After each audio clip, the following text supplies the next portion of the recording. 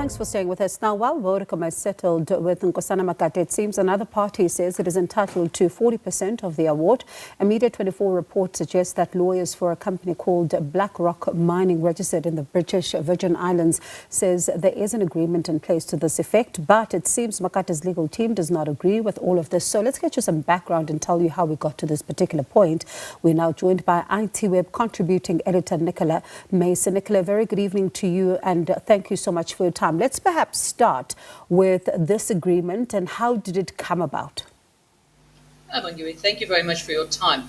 So this dates back to 2000 when Makate designed and developed the Please Call Me, which has become very popular with Vodacom users. If you didn't have any money, you could drop people a Please Call Me and they could buzz you back. And then he complained that he wasn't compensated, and the Concord felt that that was fairly fair and sent it back to the South African Supreme Court of Appeal. And then they finally settled out of court, and this battle ran for about 2 decades. We don't know how much the out-of-court settlement was for. We do know that figures of between 55 billion claimed by Makate was claimed, and Vodacom said that his share was 47 million. And reports put the settlement at anywhere between 500 million and 700 billion. We can't infer how much it's worth from the results, which came out this morning. We do know that it came out of Vodacom South Africa's unit. And so when you then look at the particular agreement now that is in place, which this company is saying that it has to get about 40%, it suggests that this is an agreement that was drafted and agreed upon in 2011?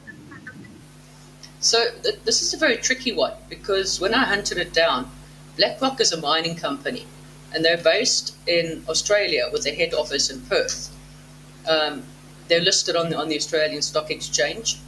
The only association I could pick up with the British Virgin Islands is a mention in its September prospectus, where it said that the company is not licensed to carry on business at the Virgin Islands. So that's a bit strange. And then Makate himself tells me that the bid is desperate and flimsy, and he's not entirely certain why they have a claim against him. I could not get hold of BlackRock's lawyers, Sinan, who was admitted an attorney as 2013. He's listed on a company called SLH Inc. on their website, but the receptionist says he left there 5 years ago. So that's just an outdated website. Sure. So it's all very interesting. It's interesting indeed, Nicola. And I wonder then, when you speak to him with all of this that he's saying, is he disputing this agreement that the BlackRock is reportedly saying is in place from 2011?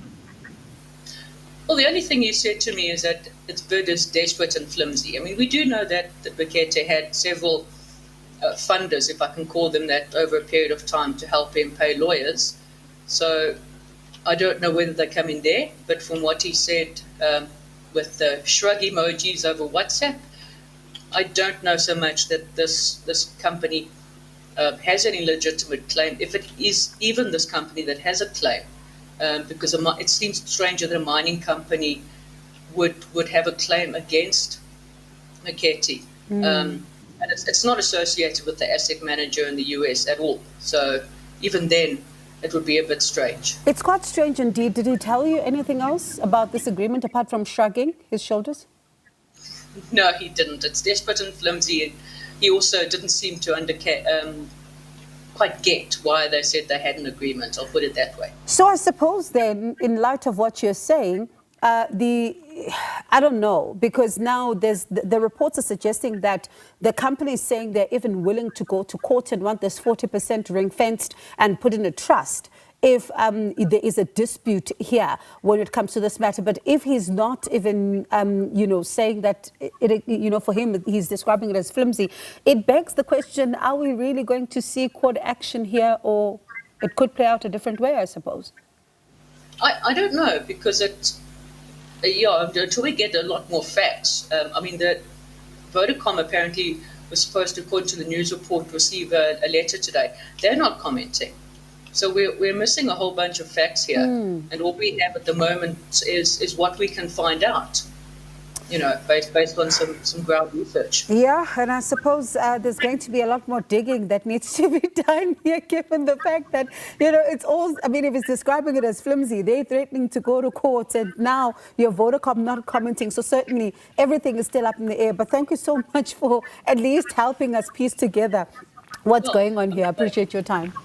If I can just mention one more thing. Yeah. I mean, they want 40% of what could be 500 million. In Australian dollars, that's not a lot of money. So, yeah. I suppose, and we'll try to also reach out to Makate as well and see what else does he say about this, or even his legal team. But appreciate your time. Thank you so much, Nicola. That's ITWeb contributing editor there, Nicola Mason.